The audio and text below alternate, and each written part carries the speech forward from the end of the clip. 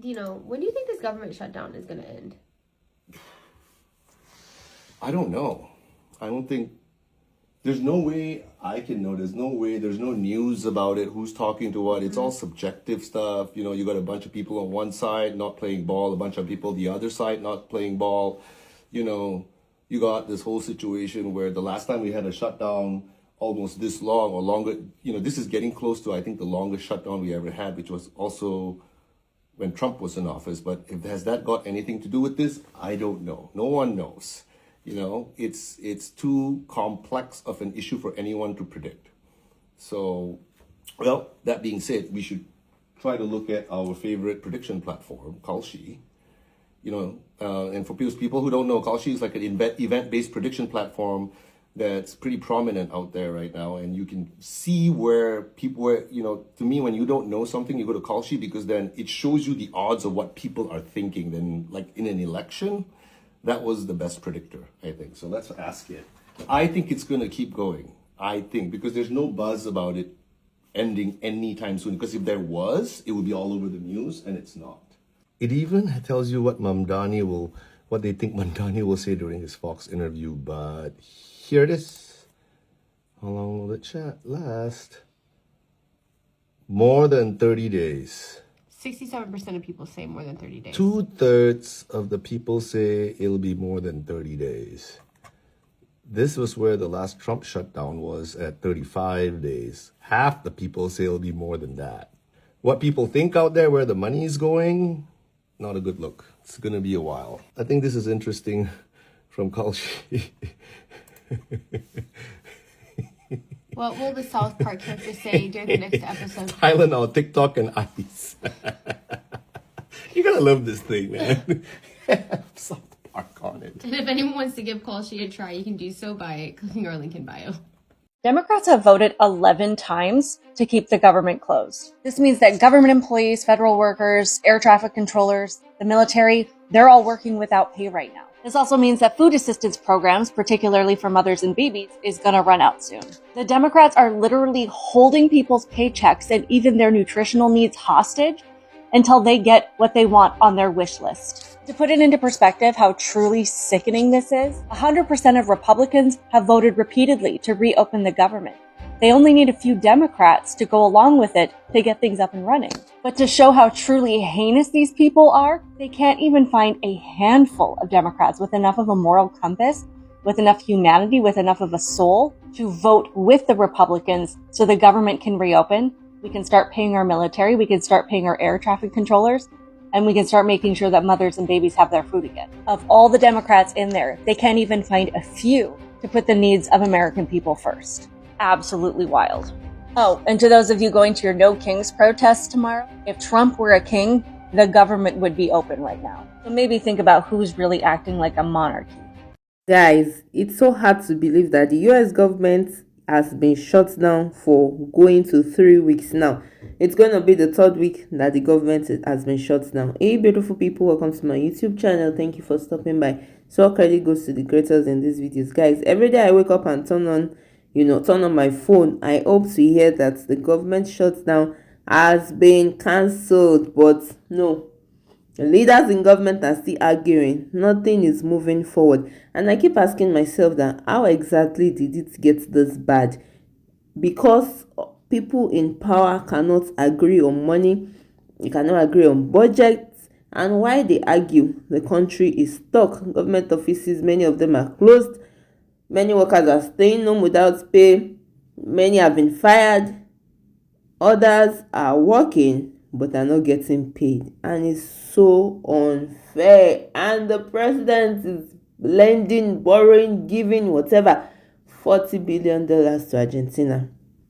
And people are hurting. I mean, the effects are everywhere. People are frustrated and scared. I've read so many stories, read so many comments, videos about people that are missing rent, struggling to buy food, and wondering when this whole thing will be over. And it's so sad because these are people that keep the country running, from the airport staff to the park rangers to safety inspectors and so many other people. Families are also feeling it. I mean, The parks are closed, travel is harder, some students are losing access to programs that help them. I mean, they're saying SNAP is going to be, there's no funding to SNAP, so by November, those that are getting SNAP benefits will not be able to get them. If the shutdown extends to November, small businesses are suffering, and the ripple effect just goes on and on and on. Guys, let me know your thoughts in the comments. How is this shutdown affecting you?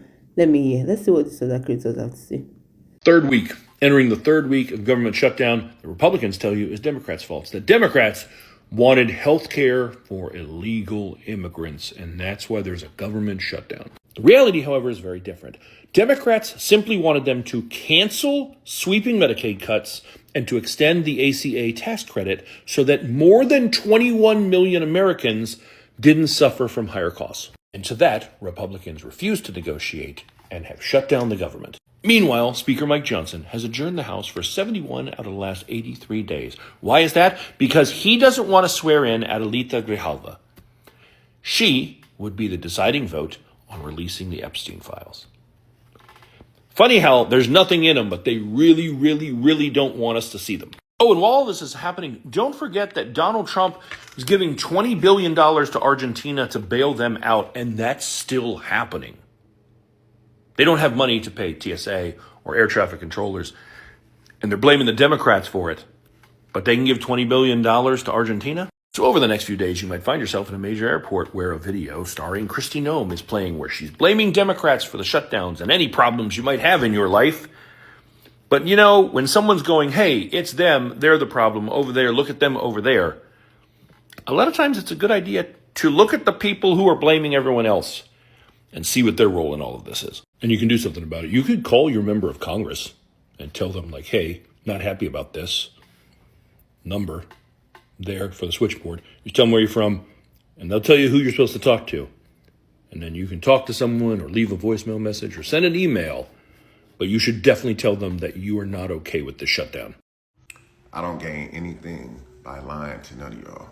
When I tell y'all this government shutdown on this 15th day of October, when it filters into the month of November, all them benefits that people were looking for and depending on is probably not going to happen. You guys are probably going to get them, but it's probably going to be delayed. Even the military is suffering right now. Government workers is suffering right now. But I'm going to tell you what this means for the U.S. This means crime rates is about to shoot through the roof. Did you guys know that this time of year, the months with the R's in it, September, October, November, December, especially November and December are the most stressful months of the entire year because people are already trying to figure out how they're going to rob Peter to pay Paul until tax time. And they have the government shutdown during the month of October that's leading into the month of November. That's going to be the third month with the R in it. That means we got 2 months left in 2025 with R's in it before we go into the new year. I believe robberies is going to go to an all-time high. I believe people are going to be going into stores, taking stuff off shelves.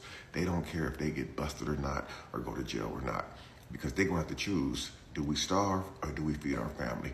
I feel like if this government shutdown is probably going to be one of the worst things that could have possibly happened. You have some people saying the government shutdown is beneficial because people are going to get a stimulus check of $1,705, potentially. But shouldn't people have got a stimulus check from that Doge, from that $50 trillion that was found earlier this year?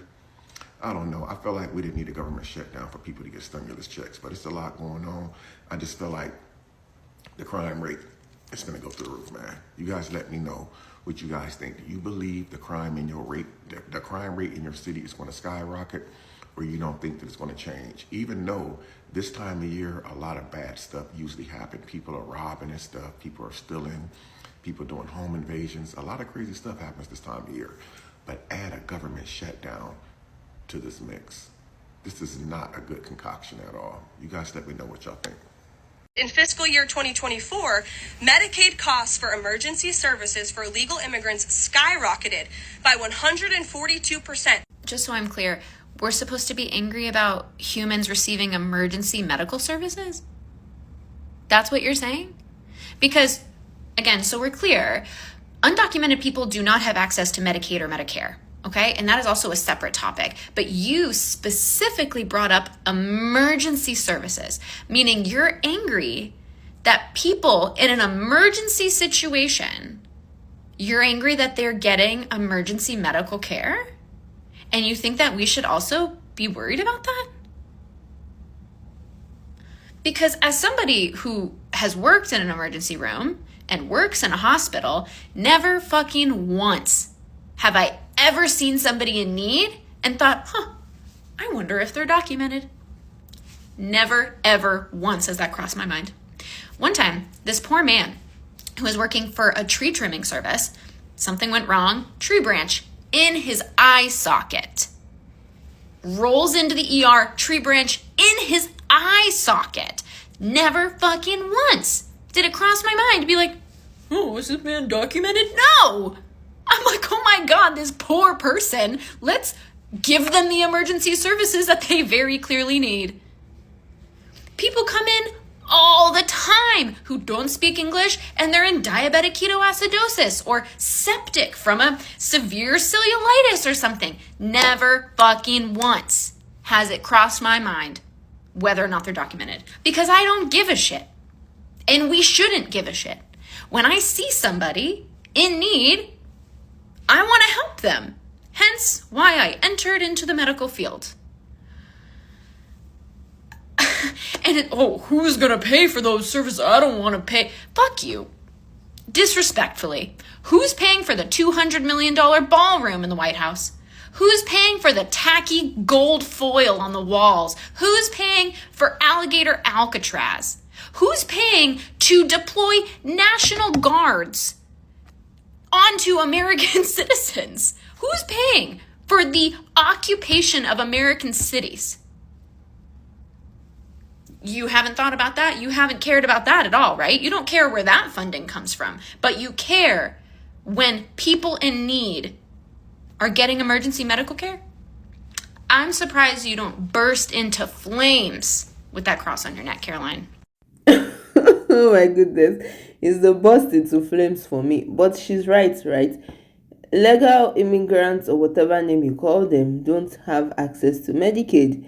So, and I see no reasons why somebody would have an emergency and the first thing you are going to ask them is, are you legal? Like, it doesn't make sense. Where is your compassion? The first thing you do is to make sure the person stays alive first, and every other thing can come secondary.